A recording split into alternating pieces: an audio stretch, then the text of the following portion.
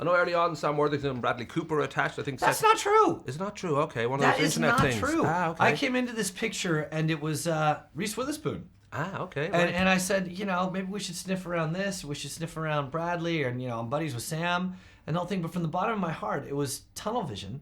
I wanted Tom Hardy and I wanted Chris Pine. Right. And people say, "Oh, Hardy, he's so tough. Why would you want him in a comedy?" I said, "Did you see Rock and Roller? He does a fabulous job as Handsome Bob." And I met with him, Covent Garden Hotel over here in London, and he just has such command of language and he has such an active mind. I think it would be very original to show Tom in this capacity. It's quite a slick movie. I think if Michael Bay got to do comedies, he'd do this combination of hard tech hardware against that sort of old school screwball romance.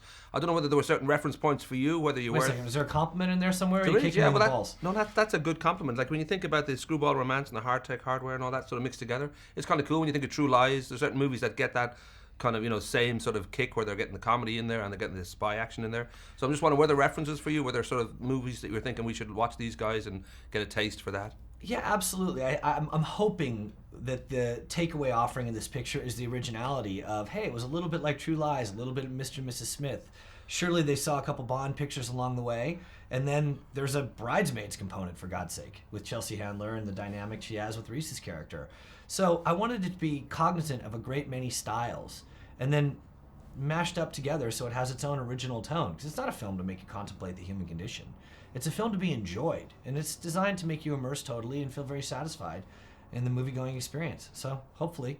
I know that amongst a lot of the productions that you have sort of in pre-kind of production was John Stock's, an adaptation of John Stock's Dead Spy Running from 2009, which was said to reinvent the whole spy genre. Warner's got the rights, announced you as a director. Was there sort of a crossover here? Did you feel, well, I'm in that frame of mind, this is a movie I can make now, and I'm kind of interested in this world? Yeah, I mean, I'm trying to get that movie made with Stephen Gaghan directing it. Gaghan won the Academy Award. I think he won for writing Traffic, but then he went on to direct Syriana, and I'm a little jet lagged, so I'm punchy in regard to it. He won, I think, for Traffic, yeah. Right, so, it'd be thrilling if I got the chance to produce his script with his directing, and we'll see what happens. But, there's a great deal of spy dramatic influence. I love the Bond pictures. I love the Bourne pictures. I love the Mission Impossible pictures.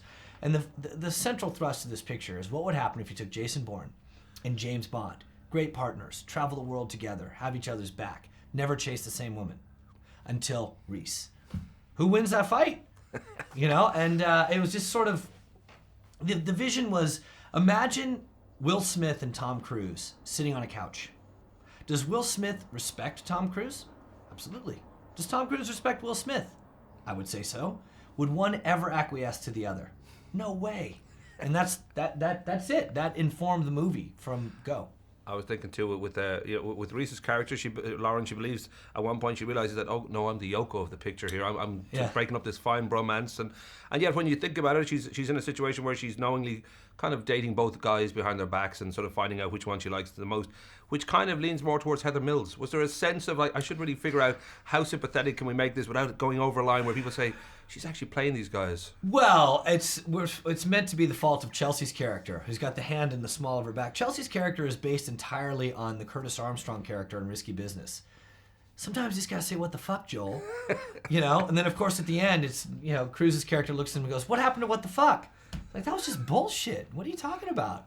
Of course you're in trouble doing what you did. And that's the fun of it, because she's at odds with this idea of dating two guys at the same time. And it's Chelsea that says, you have to, for women everywhere. You think Gloria Steinem went to jail so you could act like a little bitch? You get out there and you get it done. You made your film debut after working in music. You'd done produced albums. You'd done a lot of award-winning music videos in 2000 with Charlie's Angels, which I think was a perfect movie, and it was the biggest opening weekend gross for a debut film director, debut thing. I don't know for you, there was a kind of a baptism of fire with that, because you suddenly made such a huge success that to live up to that was always going to be tough. Was always going to be hard to follow. Sadly, my brain is not wired that way. I just don't. I have a waste bucket of mental illness that went into a bit of an anxiety disorder and a fear of flying which got me thrown off of Superman. But strangely, it's kept me very healthy in a great many other ways. All of my disease goes into this one place. So I don't really relate to the pressure of the day of filmmaking or the splash of the first Charlie's picture or feeling like I have to live up to anything. It just comes very, very naturally to me to go out there and direct. And Altman said, directing is 90% casting. So if you've got 3 actors like Tom Hardy, Chris Pine, and Reese Witherspoon, you make sure that you create an environment where they can be the very best they can be, and you're likely to have the success you're looking for. So I didn't worry too much about it. Got a rock, but very quickly, McGinty, is your mom's side? I know your dad used